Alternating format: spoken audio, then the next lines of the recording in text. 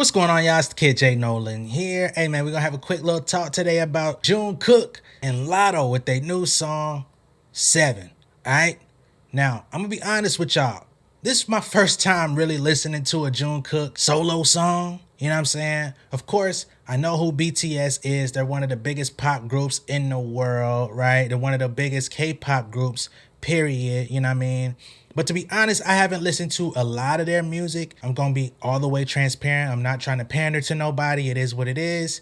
I haven't heard a lot of their stuff. But I did become more aware of who they are and what they do by eating at the Iron Ore Korean steakhouse out here in Atlanta. Because basically when you enter into this restaurant, they're playing nothing but BTS. They're playing their music. They're playing their music videos on the screen. And the entire time you're in there, you're surrounded and entrenched into their culture and into their music and what they like. And it's not bad, you know what I mean? It's actually pretty dope. Over in these Asian countries, they're really big fans of American music, so they kind of do their take on what we do, the production styles.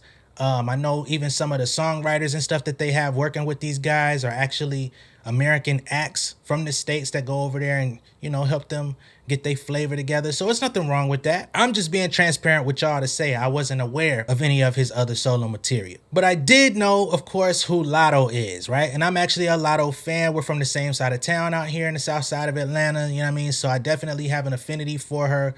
I definitely appreciate her music, and I'm continuing to root her on in all of her success. Now, I'm going to reiterate one more time. I did not know much about Jung Kook, all right? So when I pressed play on this record, I was actually very pleasantly surprised, number one, by his singing voice, right? Because sometimes when you see all of the collective together, you don't know exactly who's singing what. For those of y'all that are more well-versed about what they do, who they are, and you know all the backstories, of course, y'all know. Me, I don't. But I was surprised by his singing voice. I was surprised about how well he was articulating himself in the English language. It sounded like an American artist. So off rip, it was something like, oh, I can actually see myself adding this to a playlist. I can see myself playing this. I can hear it being played all over the place. Like, it just sounds like a good record. It's not a good pop record, not a good K-pop record. It just is universally a good song. And I think for some people, that's why it's kind of hard for the American market to adjust and adapt to international artists. But sometimes we don't get the language barrier, or maybe sometimes it's a little bit harder for us to make out people's accents and what they're actually saying. You got to look up the lyrics, and then you kind of have to like reverse engineer your interest in the song. But again, with this, it's not the case. The style of production is dope. I like the beat. I like everything that they had going on. It's real nice summer vibe. You know what I mean? Again, this is something that I could hear myself playing, and it's something that I think other people would be playing. I could definitely hear it being played in retail stores. You know what I'm saying? While people out shopping, blowing a bag. You know what I mean? It's got a really easy breezy vibe to where you ain't gonna feel too bad swiping your motherfucking credit card. But on the same token, I could definitely hear it being played on all the big pop stations. Of course, that's by default. But I could also hear it being played on like the urban stations. I could hear it being played on like the urban adult contemporary stuff, where like the Steve Harvey show or the Ricky Smiley Morning show or Frank Ski and all of these different people. Y'all may not know who I'm talking about, but I'm just saying people in the States, you know what I mean? These big syndicated radio shows where they play like adult, older style of R&B. I think this could be played alongside that in certain scenarios as well. We know that it's going to hit the pop charts. I'm quite sure it's probably going to win some awards as well. But let's move on from that. As I continue to listen to this song, I'm gonna be real, man. I started getting a little bit of a Craig David vibe. Now, for all you young folks out there, y'all probably don't know who Craig David is like that, but he's an R&B soul singer from the early to mid 2000s. He was kind of like the original Drake, like the light skin. He had the hip hop vibe about him. You know what I'm saying? He was singing, but at times he was syncopating his lyrics to kind of like almost be rappish. You know what I mean? He was from Canada. So he was like the original Drake. He didn't do no hardcore stuff. He wasn't trying to do no, you know, down south music, but he was that. Then as I continued to listen to the song and we got to the chorus, I was like, yeah, this is definitely giving me strong Craig David vibes, right? Because he even has a song called 7 Days. And in the song, he's like, you know, Monday, Take it for a drink on Tuesday. We be making up by Wednesday. On Saturday, and Saturday. Chill on Sunday. Something like that, right? He's going through the same 7 days a week, just like Jung Kook is on this record. So, although it's not the exact same, I'm not saying that Jung Kook is biting, but I would not be surprised if whoever was in the studio helping to craft the writing and stuff like that, if they were not inspired by Craig David, because it's just too obvious for me. Now, when I say it's too obvious, I'm not saying he's biting. I'm not saying he's stealing. I'm not saying he's culturally appropriating. I don't want to use none of those buzzwords, and I don't want y'all using none of those buzzwords or to say that I'm criticizing or critiquing him on that. I am not.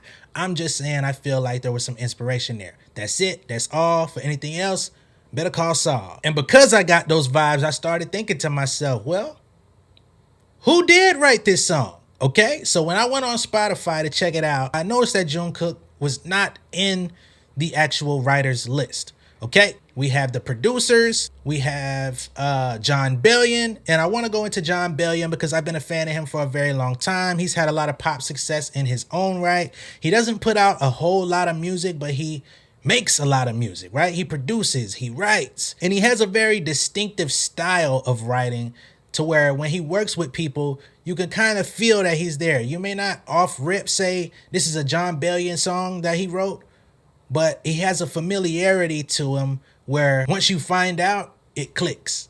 He's written for Bieber. He's written for so many other people in the industry, man. Halsey, all these folks, right? And I found out about Jon Bellion back when he first got with Visionary Music Group, when he was putting out mixtapes. I was a fan of Logic, so anybody that was on Visionary at that time, I just kind of checked them out, and he kind of blew me away with his production style. He was doing the videos of him showcasing himself in the studio. I like Jon Bellion a lot. Also on that songwriters list, we have Tehran Thomas. Much less known, but he's one of those if you know type of people in the industry, right? So for those out there that don't know, he's a part of a group called Rock City that was put out by Akon in the mid to early 2000s, going into the 2010s. He had some big records in the group. They kind of changed the name of their group, so the branding got a little funny. But they've made their bread and butter as songwriters, him and his brother. They've written for Rihanna, Sierra, Lizzo, Doja Cat, countless others, right? So just going off of those two people there, I'm like, it's starting to make sense. They bringing out the heavy hitters for this guy, and it's working. You know what I'm saying? So much so that when he drops this solo album, I'm probably going to be tuned in. I'm going to be listening to it. I want to see what else he got in the can because it was just uncanny. I'm like, yo, there's a lot of polish to this record. It sounds familiar. It does not sound like a duplicate or a copy of something I've heard before, but it brings me a certain nostalgic vibe. It makes me feel like summer of 2009-ish, you know what I'm saying? Or summer of 2012-ish when I was like catching on to Chance the Rapper, Vic Mensa, when he did the Orange Soda video. Just very summery type vibes. And of course, we've got the feature on the song. Big Latto, you know what I'm saying? Like I said in the beginning of this video, I'm continuing to root her on, cheer her on. I'm proud of all of her success. And one thing that I really like about Latto, number one, I'll say she did a good job on this song. But what allowed her to do a good job on this song is that she is very versatile. She can adapt to a lot of different production styles of music. She weaves between doing hard trap songs to going and doing a pop song to doing a song where she can sing and rap on it. And she's got a vision for herself to where she wants to be one of those it girls, you know what I mean? And I think that a lot of people in the music industry today have a misconception of what the it girl or the it person is, right? A lot of artists out here, they're coming out as trap artists, and that's all they know how to do is rap over the same ass trap beat. That's all they have a desire to do. They make albums after album after album. When you play them all back to back to back, it sounds like one long ass 3-hour song, right? Because everybody's just making the same shit repeatedly over and over.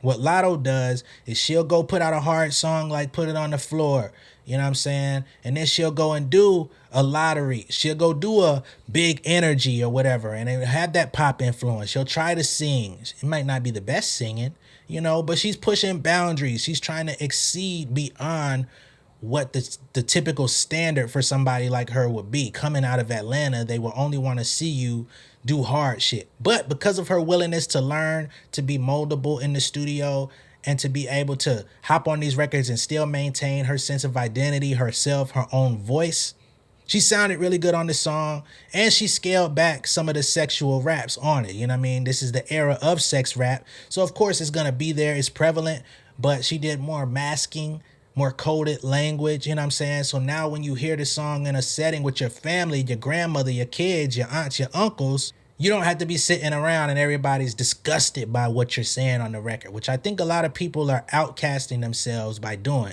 Of course, we want to maintain authenticity in this industry, but you also want to be able to expand and grow and be a bigger brand. You want to be able to go out and do bigger collaborations, get more money, go do bigger tours, get out of the chitlin circuit, get out of the club circuit, right? This is what a lot of artists don't be thinking about. Or if they do think about it, they look at it in the sense of, I ain't trying to sell out. Hey, in order to sell out, you need something to sell. So yeah, man, in my assessment of this record, 7 with Jung Kook and Latto, I definitely give it, I'd say about an 85 out of 100, which would be an 8.5. Right? I like it. It's something I can hear myself playing again. I can see myself adding it to a playlist. I can hear it being played while I'm out and about, and I would enjoy it. I can hear it being played at festivals. I could see them performing it together at some big festivals. Jung is already hitting the American market. He performed on Good Morning America today. This song is already the #1 trending song on YouTube. It's also the fastest #1 song on iTunes history. Overnight is #1. Of course, all records are meant to be broken, so I'm sure at some point someone else will, but that's where we're standing at this current moment. Let me know what y'all think of this song down below in the comments. Be sure to like and share this video. If this is your first time seeing me on YouTube, let me go ahead and just educate you on something, right? I am what I would like to call a cultural communicator. My background is in music. I'm an artist and songwriter myself, and I'm also a huge advocate of the music business. So I educate people on how to build your brand as an artist, right? How to make money from your music as an artist, because Spotify streams ain't cutting it for nobody. How to start your own artist services, start your own songwriting business, how to start your own custom song business, how to actually get your music in TV and film, if that's something that you want to do as a producer, songwriter, artist, whatever it is. It's out here for you, but you just got to know how to, all right? So if any of that type of stuff interests you, make sure you subscribe to this channel. Visit my website, www.pengameelite.com, where you can learn more about me and the services that I offer if you need some help as an artist or songwriter. And I'm currently on a mission to get to 5,000 subscribers on here, so the extra subscriptions definitely will help me along in that journey. Okay? Much love and respect. I will see you guys on the next one. Peace, y'all.